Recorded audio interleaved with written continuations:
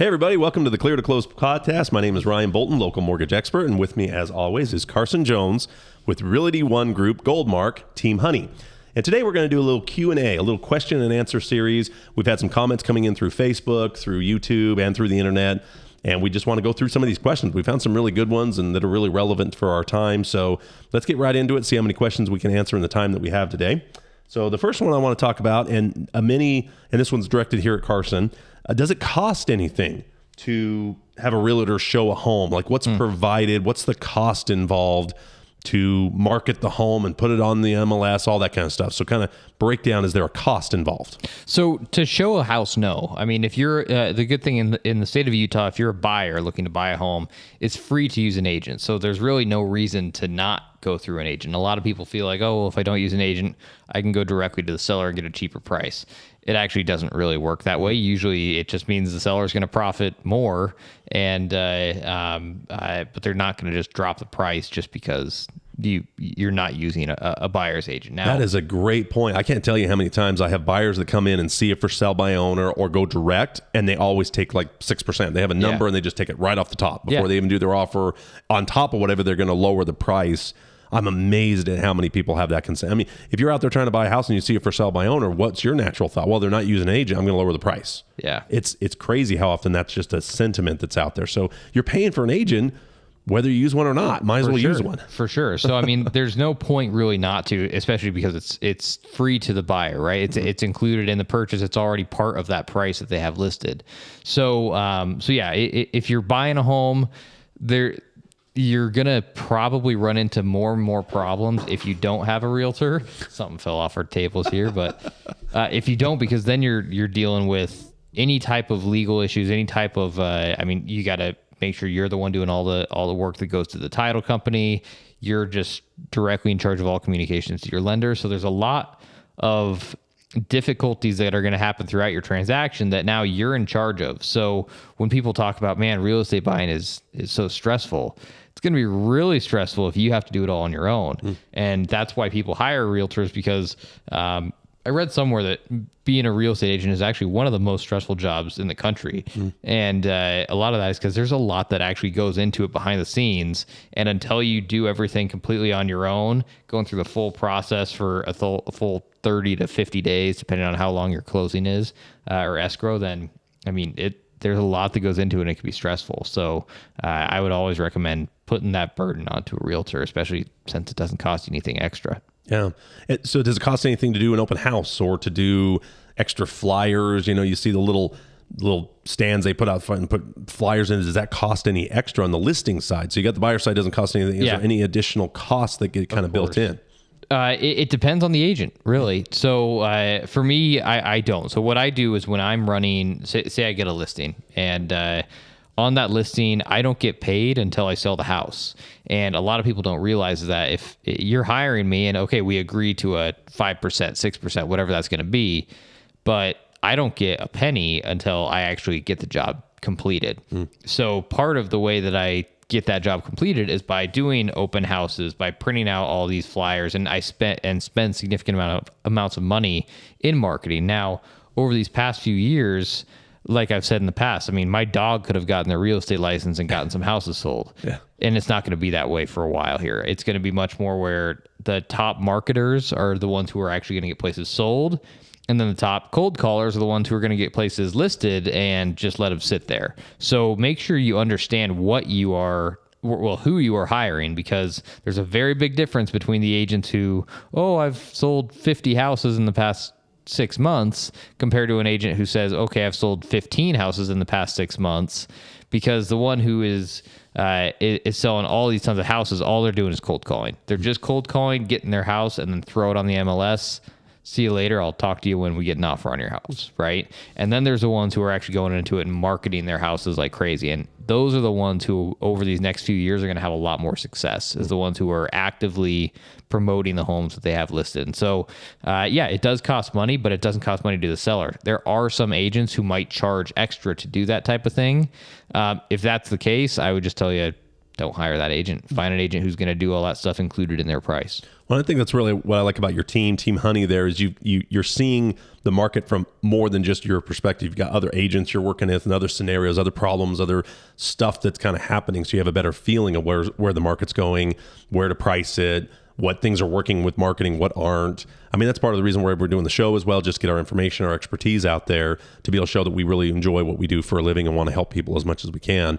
But having more of a thumb on it, being more of a professional makes a big difference than just hiring the first person. And I know a lot of people have their friend or family member that's an agent, but it is something, sometimes it's still better to keep that separate when you're dealing with such a big transaction. And like I said, it's such a stressful deal. You're talking about somebody's house. They're trying to move and buy another house. The first time they bought a house, there's all this paperwork, contracts, title companies, insurances, inspections, all this stuff that you're not supposed to know how it all works.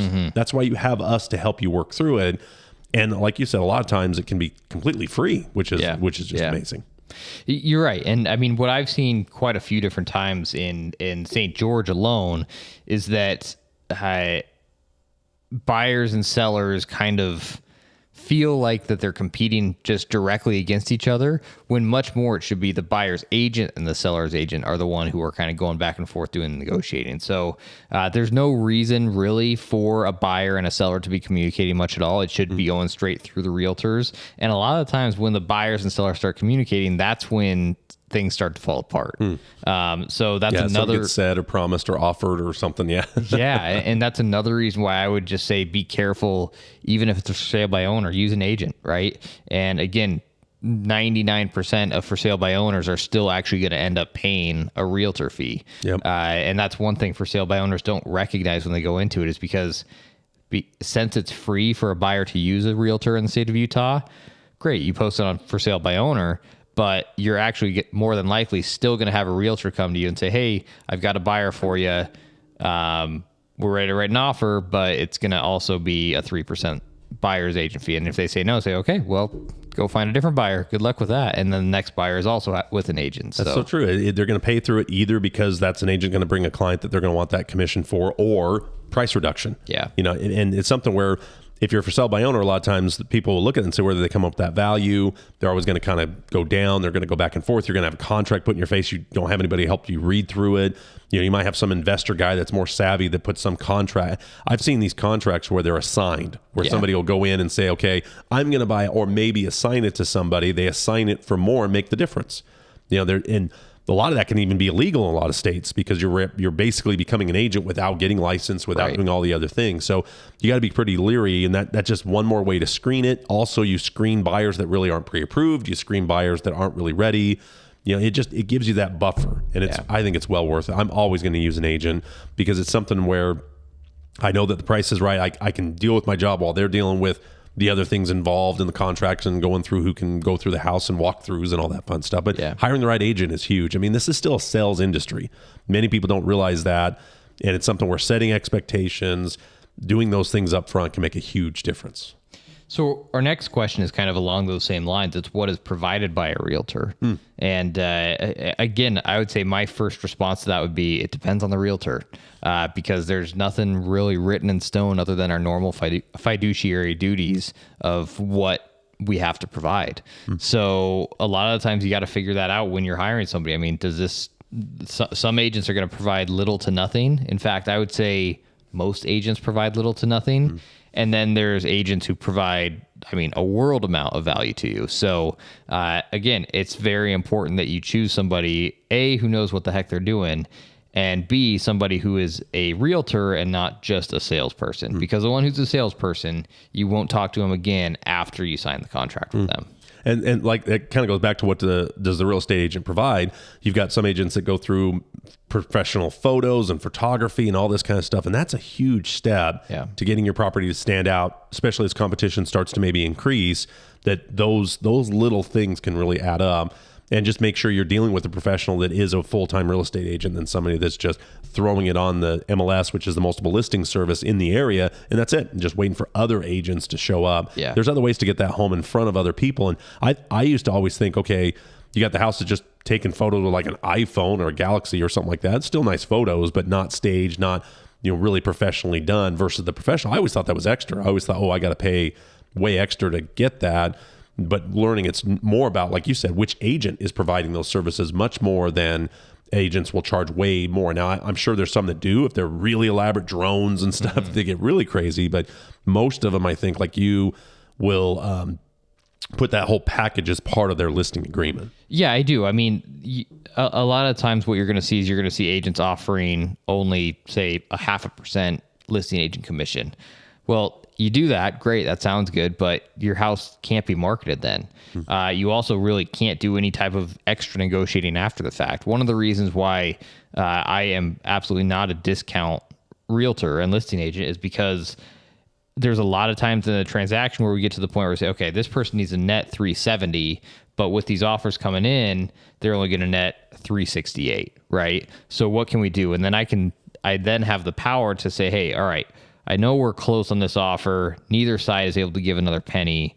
I'm going to give $1,000, and then the other agent is going to give $1,000 and see where we go there, because we have the commissions to do that now. When you only have 0.5%, 1%, okay, are you just going to do the sale for free?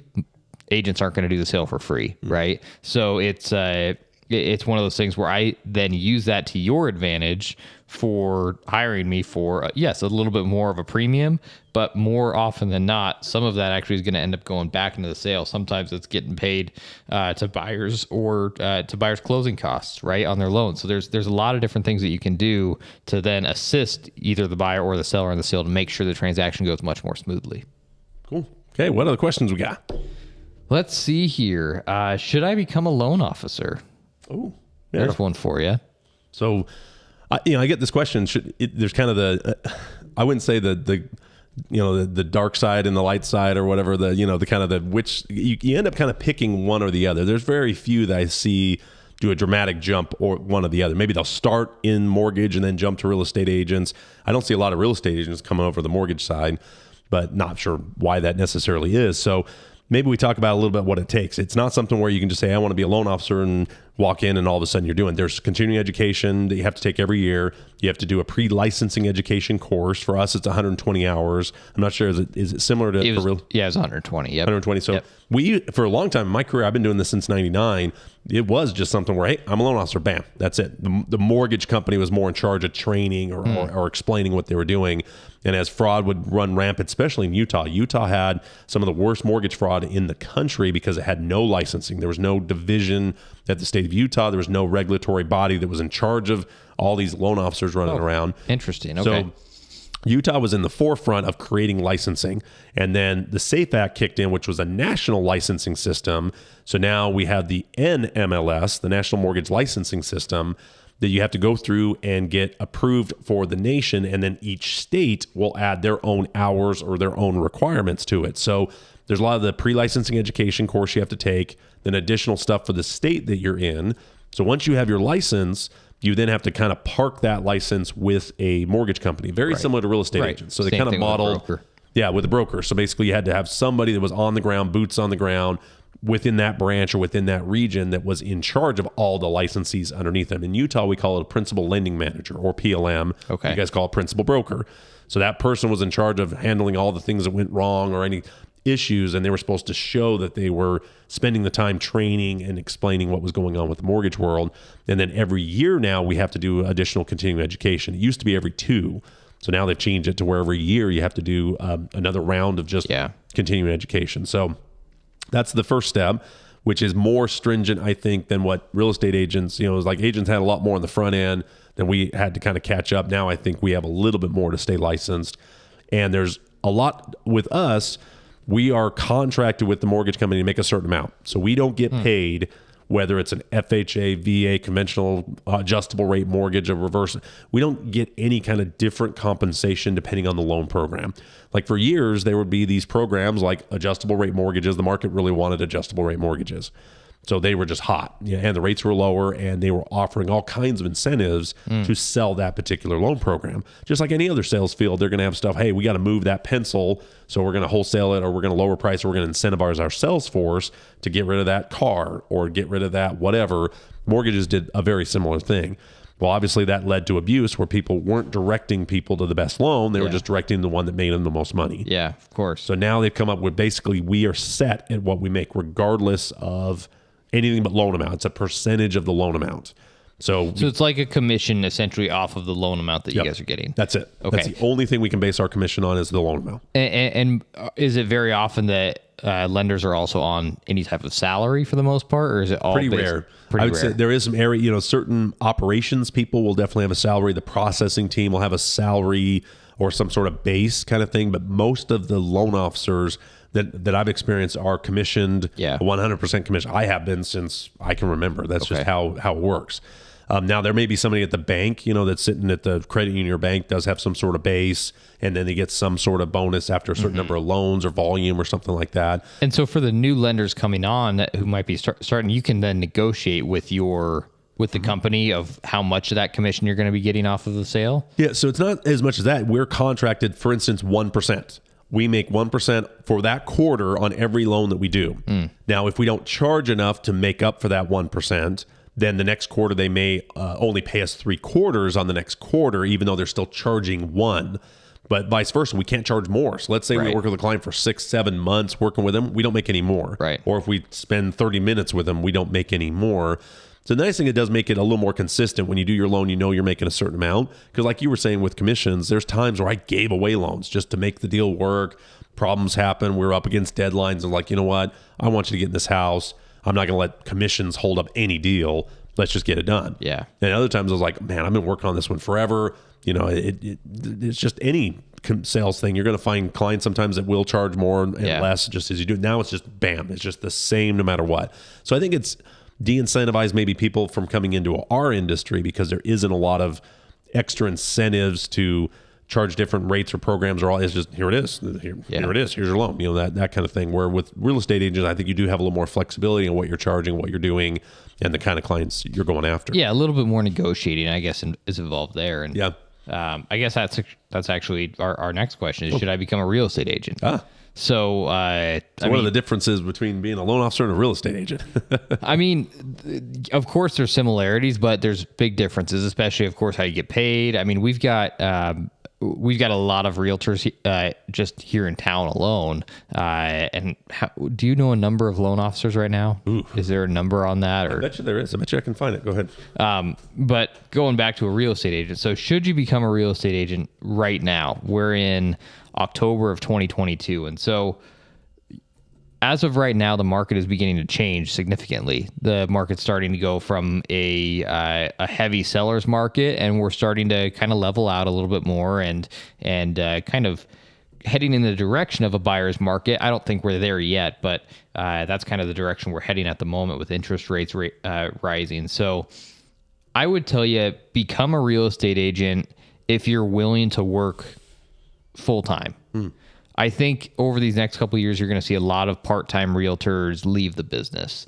And I've always had a hope, and maybe if the NAR is watching this video, maybe they'll do something. But I've always had a hope that they would increase our annual fees, which everybody's like, why would you want your annual fees increased? Well, what is it? And that's to be able access to like the flex. Yeah, and to be. I mean, there's the Washington County Board of Realtors who is kind of in charge of the all the realtors in the area and our MLS here in Washington County.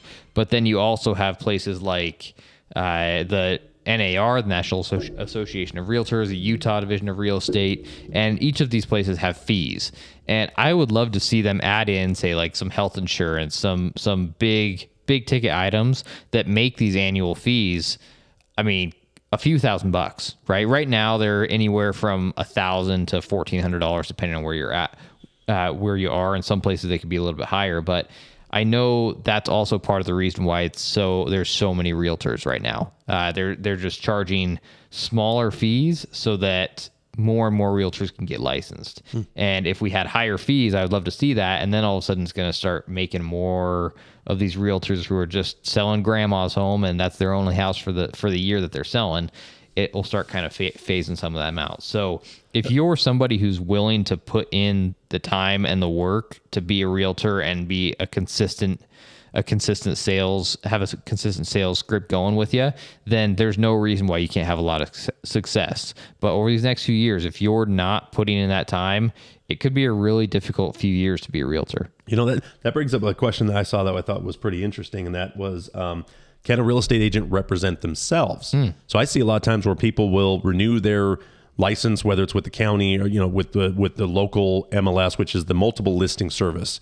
Here in St. George, it's called Flex, I believe, is the software program. So when we say Flex, we mean the Utah multiple listing service for Washington County. I think it's actually different in Salt Lake. I think they use a different system. Iron County, Washington County use Flex, and then it's a different website for Utah. So it's something where I see a lot of those signs that'll say owner agent. You know, have some sort of slash on the sign. And that's like their only listing, the only one they've done. They were inactive forever. They only activated it for that one reason. Now, maybe it's because it's an investment property and that's all they do is list their own investment properties. Other times, just their own primary home. And they've left their license inactive forever. So I have a couple of questions with that. How long can you be inactive before you lose your license? Do you know? I don't know the exact dates, but there's more often than not, there's a certain amount of time that you can be inactive before you might have to go back and take more schooling in order to get back in. And then there might be other fees that you're going to have to pay to reactivate it. So actually, October, November, this is when we pay our annual dues. And it's yearly. It's a yearly due. These are our yearly dues kind of happening right now. So this is when we might start seeing a few agents start dropping off. But going inactive is one of those things that for me, it just shows like when I'm looking for agents to be on the team, when I'm recruiting agents, if I've seen somebody's been inactive 2 times over the past 4 years, I'm going to say you're clearly a part-time agent. If this is your full-time job, being inactive is not even on your radar, right? I mean, we're talking, okay, it costs $1,300, $1,400 the most to be an active realtor. And then you've got, of course, any fees that you're paying your brokerage, but most of the time the brokerage fees are just when you actually sell a home. So it's not very expensive to be a realtor, yet a lot of realtors fail very quickly because they just can't keep up with the sales. So there can be a lot of expenses, especially once you get into listings. There should be a lot of expenses. If there's not a lot of expenses, you're not doing much to get it sold. And over these past few years, you've been able to get away with having only, $300 in expenses for your entire listing. Now, if you keep doing that, they're just not going to sell over these next few years, more than likely. So what are the rules when it comes to representing yourself or because obviously it's got to be on the sign. I believe that's part of it. You have to disclose that you're an owner and the agent. Everything in real estate is disclosure, right? And it's all about just disclose. It's the same thing with lending, right? And so, you have to disclose it. It's an owner agent. You don't technically have to put it on the sign. If there is a sign there, you do, but you don't have to even put a sign in the front yard. There's no law saying you have to have a sign, but if it's on the MLS, it has to say owner agent. And even if you're just doing for sale by owner, you're still supposed to put licensed is or owner is a licensed realtor. Correct. Even as a for sale by owner, you still have to disclose that you're a licensed realtor as well. Is that where the broker, the kind of the boss, so to speak, or the broker is supposed to monitor that if somebody's selling it? There are realtors, surprisingly enough, that they're licensed agents, and even those licensed agents will list as for sale by owner. And you wonder, why do they do that? Well, that's a good question. Why would you do that? Because you're just proving the point that you're trying to get around all the for sale by owners. You're trying to show these for sale by owners, well, you don't have to, you're still going to have to pay a realtor commission. Yet for some reason, some realtors go out and still try to do it for sale by owners. So again, I think there's a lot of realtors, both here in Washington County and throughout the whole country, who are really just doing this because they feel like it's an easy buck. And that's been a little bit of the fact over the past few years, but that's changing quickly. And I'm actually excited to see, it sounds bad, but I don't have any problem whatsoever with seeing some agents start to lose their licenses and go inactive because I still feel like if you're not going to work hard, then why should you even be part of the industry? You're giving it a bad rep. And that's the same thing in the mortgage industry. Anytime we see these restrictions or the market kind of shrinking, the rats leave the ship. Not that all these people are bad people. Maybe they got in the wrong time, or maybe they just haven't worked their sphere of influence, or they haven't done the things it requires to really go through the valley, so to speak, because we're definitely going to be hitting more likely a valley.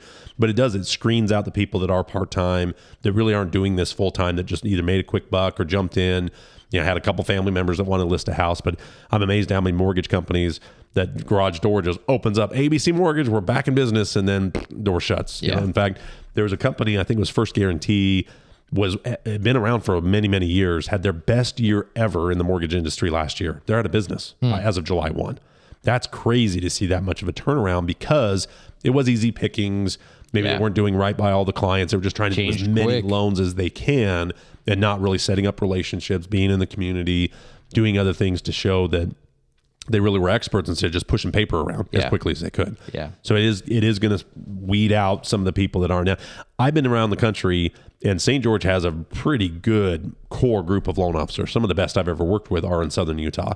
They just care. They're about the community. Most of them have moved here, so they kind of choose the community. It's not something where, so there's a sense of this is my home because I moved here. I chose to be here instead of just born or just be, lucky or unlucky to be born in their hometown. There's a sense where everybody wants to get out of their hometown, their little small hometown. So when you move to a place, I think sometimes that changes your attitude about it a little bit. You're a little more involved in the community. You're doing a little bit more to help out instead of just making a quick buck, like you're saying. So with this slowdown, however long it's going to be, I think it's going to, like you said, weed out some of the people that just don't take it seriously, that don't consider it a full-time permanent career. And I think you'll see that with inspectors, home warranty companies, with title companies, lenders, and real estate agents. I think the whole industry, you're going to see a shift from you're just a little kid playing in the sandbox and now you're playing with the big kids here. And if you're not going to be able to compete, then you'll probably be out.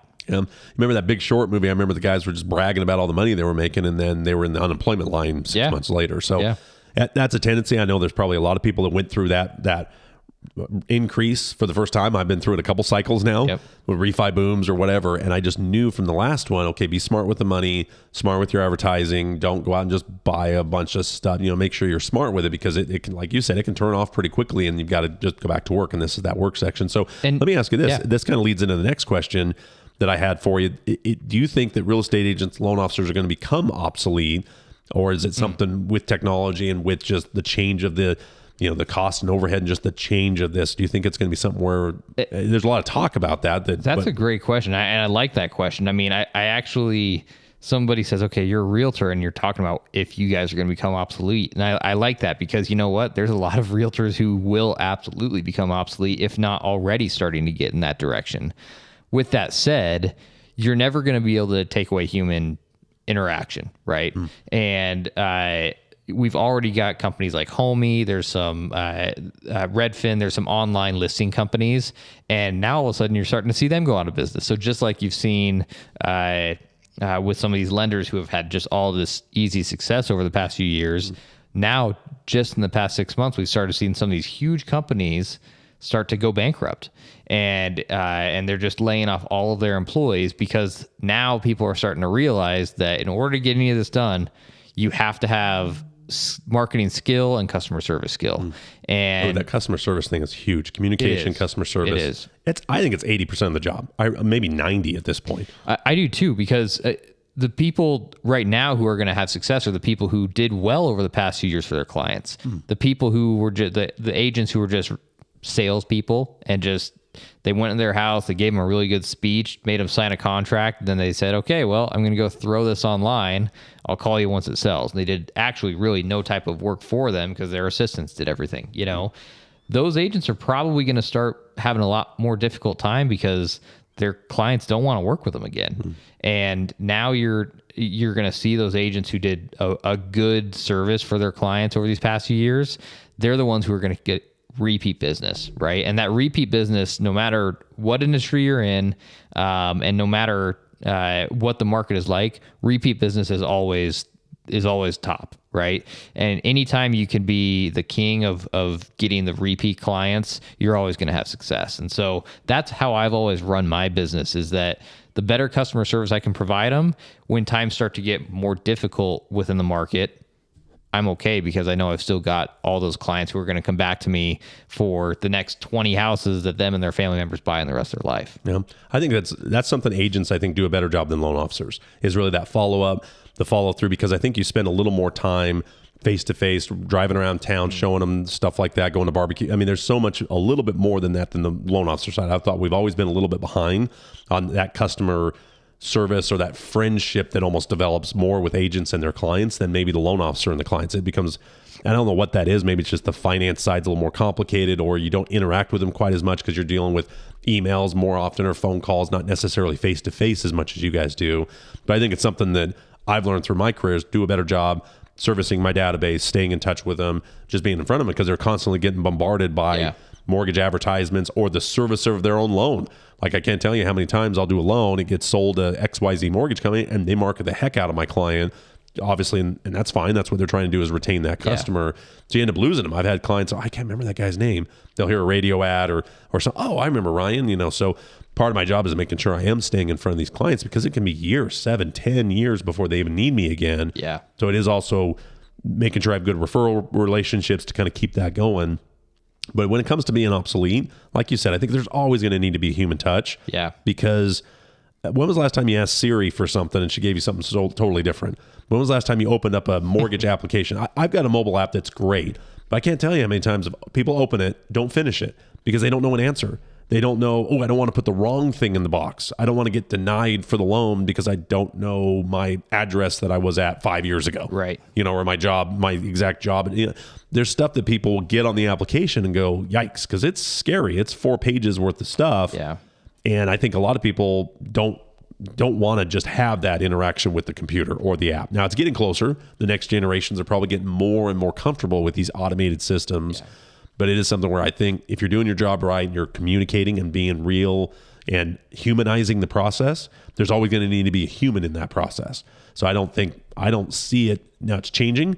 It's speeding up. The technology is getting amazing, but I don't think it's ever going to be obsolete where you will want to talk with somebody. And I couldn't agree more. Again, a lot of the technology that's getting developed is by realtors like myself, right? And by some of these top end realtors who are actually looking ahead to the future and seeing that the game is starting to change here. Like with what I'm doing right now with golf. I mean, I just bought $0golf.com where I'm letting people play Pebble Beach for free. I have videos on my channel where people can go play some of the top golf courses in the country for $0 by using me as a realtor. And it's one of those things where I look at it as like, hey, I'm good at golf, so I'm going to use that towards my business also. And that's the nice thing about real estate is you can use what you're good at and what you enjoy to do. You can use that to your advantage to get more clients and make that work. And so I've kind of started doing that with golf because I see, hey, what's another way that I can do this that maybe another agent can't do it? Because, I mean, you'll probably be the first one to say, if we had a real estate golf tournament here in town, there's not many agents who are going to be anywhere close to par. Right. No. And so that was the thing that I thought, moving to St. George, being a loan officer, I thought, man, I'm going to go with agents every week or title people or go play, have a weekly game. There's not as many. It's surprising. I'm really surprised. They play, but maybe not the level that you and I are fairly good golfers, especially if you look at the average golfer. Yeah. We're definitely above average. So that can be a little intimidating. I've had a bunch of people say, well, I don't want to play with you. You're way too good. It's like, no, that's part of just playing, going, having fun. But it is amazing that there isn't that many that really are elite golfers. and you've done it as well. I mean, find your niche. I mean, when we say, I mean, should I be a realtor? I mean, find your niche. I mean, for me, golf has always been my thing. And so I figure, why the heck not use that to my advantage for real estate as well? Hannah Noxon, who's on our team, she's been in the pageant world for a very long time. She was Miss Southern Utah, I think a couple different times. And she very much uses that, just that pageant world as ways to get new clients as a realtor. No, I think that's that sphere of influence, and what you're passionate about and excited about, it ought to be part of what you're doing. So you get up in the morning every single day. If it's something where you're just dragging and pushing paper all day long, wishing you were doing something else, well, what you're wishing to do has people that also wish they were doing that. That can be part of your sphere of influence where you can start tapping into it. So I have a little worksheet that I've been working for the last little bit called Famous with 50. And it's just being famous with 50 people. And it's really cool because the worksheet will say, okay, well, who do you think of when you think of a dentist? Or all these categories. And you say, well, I think of this person. Well, do they think of you as a mortgage officer or a real estate agent? Yeah. Maybe, maybe not. If they're not, then that's something where you can start that conversation with them. And it's really cool. The worksheet will give you different topics to talk about, to find the hobbies of other people, the things they're passionate about, the things they're excited. Maybe they're big readers or golfers or fishers or hunters or car people or bike people or boat people. I mean, you get in these worlds, and, like the Jeep commercial, everybody's doing a little peace sign or something. When I'm on my motorcycle, whenever you see another motorcycle on the road, you kind of put your hand out. It's just an indication, hey, I see you, be safe out there. It becomes these little micro clubs that you can tap into, not as a salesperson, just because, hey, I'm excited about riding motorcycles and I do loans. If you need a loan, I'd love to help you, and it can really help your sphere of influence. You're right, and with motorcycles, it's a huge thing. I mean, just look at people who are into cars. I mean, there's, even though it's just little St. George, Utah, there's some pretty big car shows. There's car meetups. It's gotten big the last few years. It is, and use that to your advantage, whatever industry you're in. I don't care if you're a plumber, right? If you're a plumber, everybody you know that goes to all these car meetups, you should be their plumber as well, right? And so I'm amazed.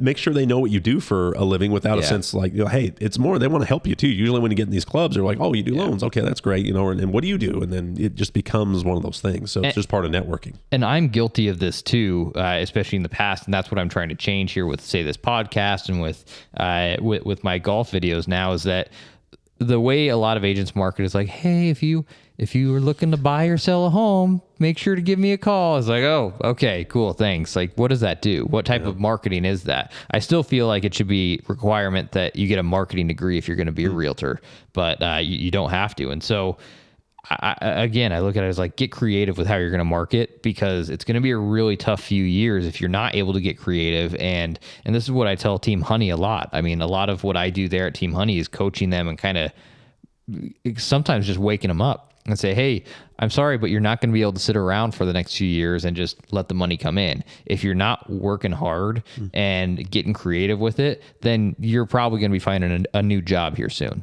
Yeah. Well, I hope you enjoyed our show today. If you have any comments, questions, or concerns, please put it in the comments. Please subscribe. And for Carson and myself, we really enjoy what we do for a living. We'd love to earn your business if you're looking to buy real estate in Southern Utah. And hope we'll have our next episode out soon. And thanks for watching Clear to Close. Yeah, we'll do more of these Q&As soon. Yep. So let us know in the comments what other questions you have, maybe for the next one coming up. And we've got more topics in the queue coming, but we want to do more of these Q&As probably every 4 or 5 episodes. Yep. We have some guests lined up too, so we're going to have some guests as well. Make it happen. Great. Thanks so much, guys. Have a great week.